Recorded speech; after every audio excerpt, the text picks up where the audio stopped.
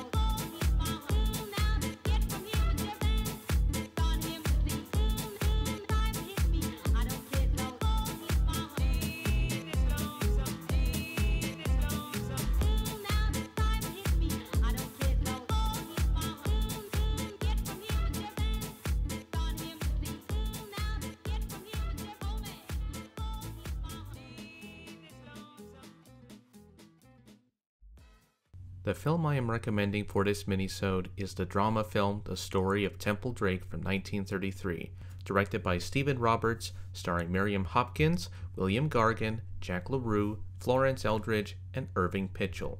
Temple Drake, played by Miriam Hopkins, is a loose and fast woman in a small town in Mississippi, the granddaughter of a respected judge. She's the talk of gossip circles regarding her relationship with men as a tease. After leaving the party with Toddy Gowan, played by William Collier Jr., for a night on the town of drinking, their car turns over and they are both spotted by Trigger, played by Jack LaRue. Now Temple Drake is exposed to a criminal underworld filled with criminals and bootleggers, and Temple ends up being a victim of sexual violence and crime while getting involved with this man named Trigger. I think of this film as one of the best performances by Miriam Hopkins during this pre-code period. Hopkins in the film plays a three-dimensional complex character who becomes empowered with wealth and manipulation to mess with young men while not having sex. However, once she is outside of her comfort zone at this speakeasy headed by Lee Goodwin, played by Irving Pitchell, she becomes the object of lustful desire amongst the men who are fighting over her. She becomes vulnerable and scared once she is exposed to this criminal underbelly and becomes a rape victim after being attacked by Trigger, played by Jack LaRue, in the barn later in the story. What she brings to this performance is a woman who at first doesn't have a care in the world about what happens to her, now being exposed to these most horrific and dangerous horrors that are unimaginable for her to take. Hopkins makes the character believable through her emotions and body language to make the character extremely flawed, but also a good person underneath. Hopkins is surrounded in the film by her supporting players who may not stand out too much according to the contemporary audience, but it helps to elevate Hopkins' status in the film when it comes to the theme of morals and ethics. William Gargan as lawyer Stephen Benbow, he doesn't carry much in the film except presenting himself as the only good character who tries to ask Temple for her hand in marriage, but she later says no to him. He states to Judge Drake earlier in the film that it is impossible to ask her hand in marriage since Temple tells Stephen that he is not romantic and he is too serious. I just think of him not as a romantic lead, but more of a moral and ethical supporting character who wants to help Temple Drake in any way out of this situation. Jack LaRue as the villainous Trigger is menacing but also frightening with appropriate camera lighting and close-up shots courtesy of Carl Struess to make the subject matter gloomy and serious. His violent attack on Temple Drake as well as his treatment of the other characters in the film such as Tommy are examples of his cruel and sadistic nature. Irving Pitchell as the bootlegger Lee Goodwin starts out as a lecherous and drunken man, but later becomes involved for the murder of Tommy by the court of Mississippi. His role seems at first to be useless, but later becomes key to the story. His wife, Ruby, is played by Florence Eldridge, who is actually the wife of Frederick March. Eldridge's performance is the most mature in the film. Ruby has seen the rough world outside and is critical of Temple Drake's lifestyle of living a nice, privileged life. Ruby's life is not so simple and carefree like Temple's. Her husband was previously in prison, and the only way to get him out was to raise money by being a prostitute, and that she has a child that has to be fed and clothed despite the current socioeconomic status that she and her husband are in right now. Ruby is the only character who helps Temple Drake the night that she sleeps in the mansion away from the prying and lecherous men at the mansion.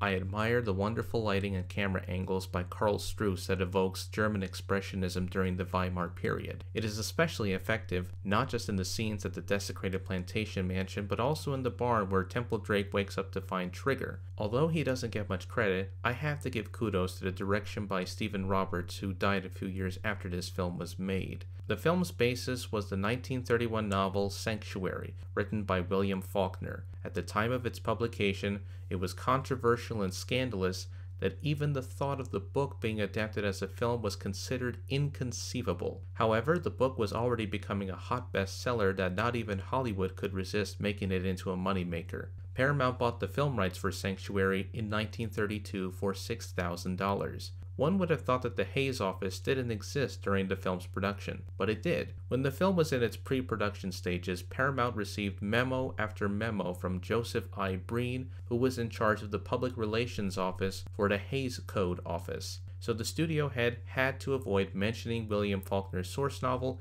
as well as changing the title for the film in its advertisements. It is said that this film was what led to the formation of the Catholic Legion of Decency in the United States. For those who do not know what that was, I will explain it very briefly. The Catholic Church established its own rating system, as well as handing out pamphlets to churchgoers across the United States about which films they are allowed to watch and which ones are considered condemnable. The movies that they would say would lead you straight to hell. They are categorized by each letter. A for morally acceptable, B for morally objectionable, and C for condemned.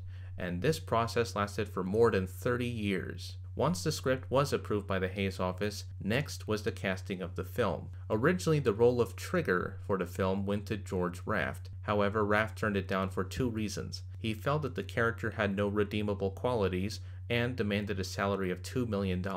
He was suspended by Paramount and was replaced by Jack LaRue, then a bit player for the studio. He mostly gained attention for his performance in the stage production of Diamond Lil with his co-star Mae West. The film, however, did little to boost his stardom. For the titular role of Temple Drake, the role went to a young newcomer named Miriam Hopkins, who was already becoming an established player at Paramount by appearing in two Ernst Lubitsch films, The Smiling Lieutenant from 1931 and Trouble in Paradise from 1932. It was the role that Hopkins later cited as her favorite in her long and illustrious career.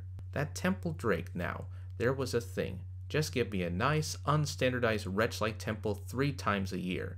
Give me the complex ladies and I'll interpret the daylights out of them, she said. The other cast members for the film include William Gargan, Florence Eldridge, Sir Guy Standing, and Irving Pitchell for its supporting cast.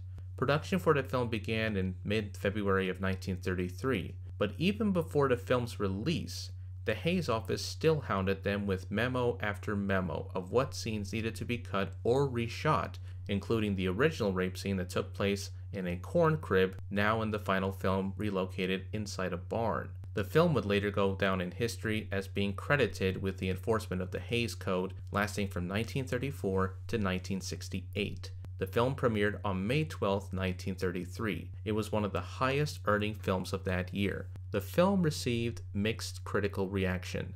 On the one hand, Miriam Hopkins' performance was praised. On the other, the reaction to the majority of the film was negative. 1 year after the film's release, the Hayes Code was enforced.